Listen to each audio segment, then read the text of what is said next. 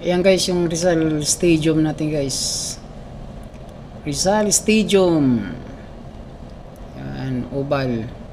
Tapos guys, yan ang Harrison Plaza SM. Yan, ginagawa pa lang siya guys ngayon guys. Oh.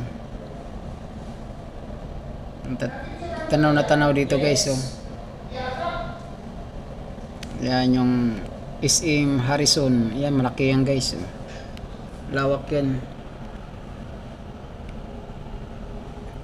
Yan, yung building na yan guys, yan ang Central Bank. Yan, Central Bank. Tapos dito naman, ito yung Ninoy Aquino Stadium. Yan. Yan guys, Ninoy Aquino Stadium.